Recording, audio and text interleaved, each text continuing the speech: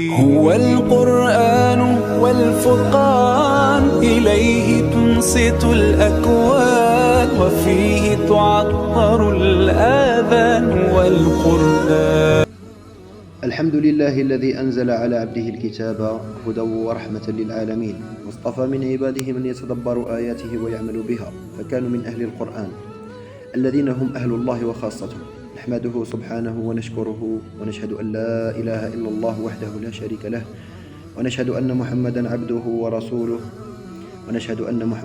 ورسوله المبعوث رحمة للعالمين والداعي إلى صراط الله المستقيم. صل اللهم وسلم وبارك عليه وعلى آله وصحبه أجمعين.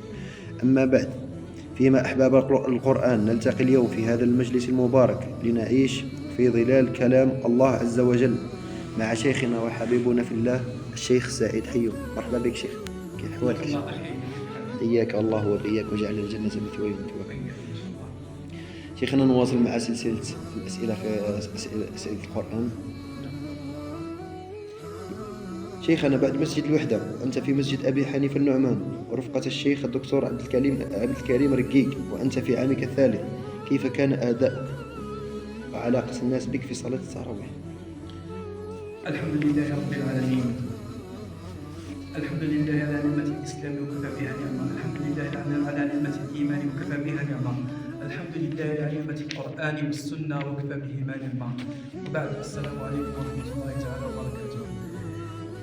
بعد انتقالي من مسجد الوحدة إلى مسجد أبي حنيفة النعمان بحي بوجنانة، حيث التقيت بالشيخ الدكتور عبد الكريم رقيق حفظه الله وبارك فيه، ومن تعالى الله سبحانه وتعالى بالصحة والعافية.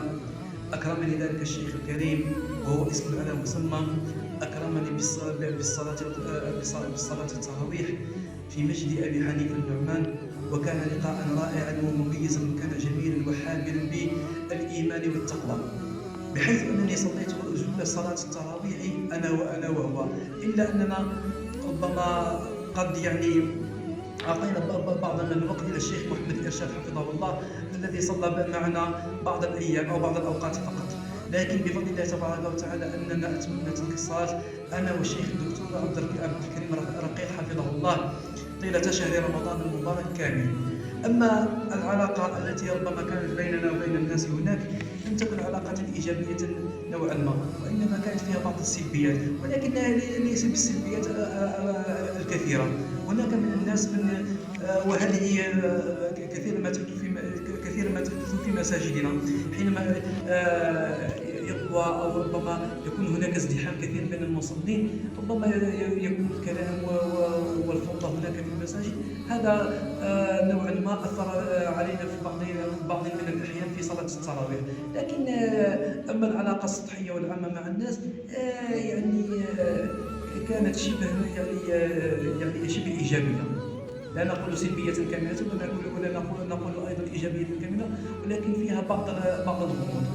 وهذا طبعا ما جعلنا ربما أننا نذهب مرة أخرى إلى هذا المسجد، بحيث أنا شخصيا انتهيت من صلاة التراويح مباشرة، لما أرجع إلى ذلك المسجد أبدا، إلا في بعض صلوات الفريضة وغير ذلك، ولكنني لم أصلي بهم صلوات الفرائض أو ما شابه ذلك. أما الشيخ الدكتور عبد الكريم رقيق فوفقه الله سبحانه وتعالى، ومن الله سبحانه وتعالى عليه بأن ترك ذلك المسجد وذهب إلى مسجد ابن العربي الموجود حاليا في منطقة الزبابية أو الدياز. نعم. طلبت صلاة التراويح في مسجد محمد الفاتح في النعجة الصغيرة بحي بوصوف يا شيخ، هو حيك الذي كبرت وصرعت فيه يا شيخ، مع أنك صرت معلما للقرآن في ذلك المسجد، إلا أنك قبلت بالرفض وبعدها صليت العشر الأواخر. ما سبب ذلك يا شيخ؟ هل تعتبره إهمال أو عدم ثقة أم ماذا؟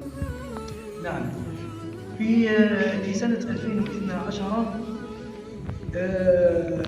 كانت لي رغبة كبيرة في أن أصلي بالمصلين في مسجد محمد الفاتح في قرية النعجة الصغيرة بحي بوصف. نعم، هذه حقيقة، لكنني حينما اضطررت إلى الصلاة إلى هناك قبلت بالرفض حقيقة من طرف إمامي وخطيب المسجد في المسجد، حيث استقبلني يعني استقبالا يعني كارثيا إن صح التعبير. لم يستقبلني استقبالا يعني مشرفا كما يقال، لكن استقبلني استقبالا أشبه بالرفض. حينما تكلمت معه وقلت له: يا شيخ، ربما نأتي نصلي بكم صلاة التراويح هناك في مسجد محمد الفاتح، قابلني بالرفض. قال لي بأنه هناك من يصلي بالناس، وأننا نستمعون من يمتعنا وأن يتغنى لنا بالقرآن، وكأنني أرى موقف ذلك الإمام وكلام ذلك الإمام وكأننا في مسابقة ربما مع المآسي والأغاني والعياذ بالله. وقبل طلبي منه بالرفض التام. وبعد ذلك الموقف سمعت بأن ذلك القارئ الذي أحضره في مسجد محمد الفاتح في ذلك الزمن وفي ذلك الوقت أنه ليس بحافظ لكتاب الله سبحانه وتعالى، إلا أنه له بعض الأنغام في تلاوة القرآن، وربما له بعض الصوت في حفظ القرآن الكريم فقط، غير أنه ليس حافظ لكتاب الله عز وجل. وسمعت أنه شقيق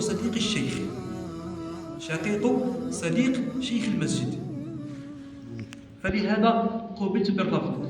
ولكن اسمح لي شيخ، سؤال جديد: هل يتقن الأحكام أم أنه صوت فقط؟ هذا هو المشكل.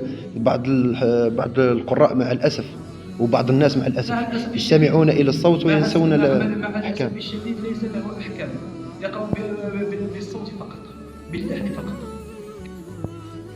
وللأسف الشديد لم يدم طويلا ذلك الإمام أو إمام التراويح، بحيث أنه صلى بهم 18 يوما فقط، وسافر وذهب إلى العمرة.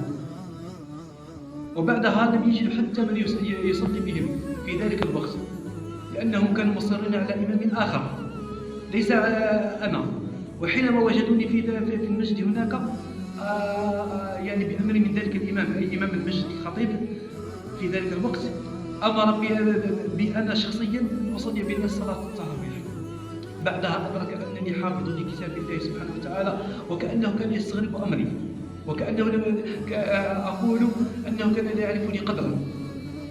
بعدها مباشرة أصر على بقائي أنا والشيخ الذي أحضره معي أيضا، ألا وهو الشيخ محمد الأمين بن أحمد حفظه الله، الذي أكمل معي صلاة التراويح طيلة 10 أيام فقط من شهر رمضان في سنة 2012 في مسجد محمد الفاتح.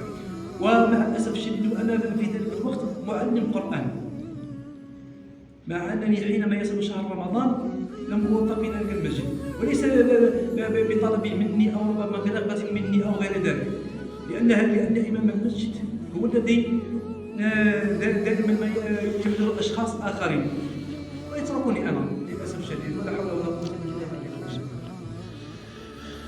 ذهبت إلى مسجد عائشة شيخنا في سنة حوالي 2013 على ما أذكر لصلاة التراويح، هل ذهبت برضاك أم مكرها؟ سامحني يا شيخ إيمن، تذكرت في سؤالك الذي كنا نتحدث عنه الآن، هل هو إهمال أو غير ذلك؟ أليس كذلك؟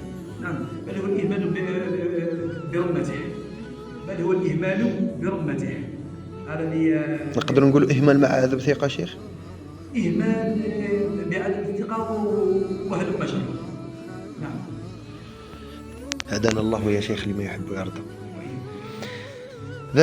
قلنا يا شيخ أنك ذهبت إلى مسجد عائشة في 2013 لصلاة التراويح، هل ذهبت هناك مكرها أم برضاك؟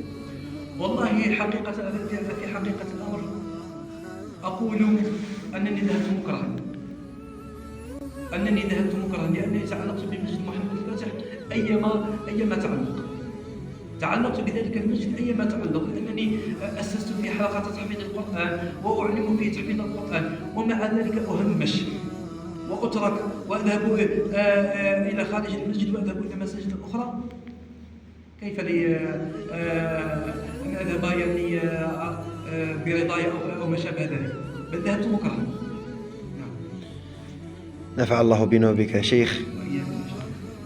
الحمد لله الذي تتم بنعمته الصالحات، والشكر له سبحانه على ما من علينا من مجالس القرآن الكريم وتلاوته وتدبرا استنادا بهديه. سبحانك اللهم وبحمدك، نشهد أن لا إله إلا أنت، نستغفرك ونتوب إليك. ذكر وموعظة ونور، فيه شفاء للصدور، وشفيعنا يوم النشور. آياته تروي المدى، وصفاته نبع الهدى، نلقى الجنان بحبه، لن تستقيم حياتنا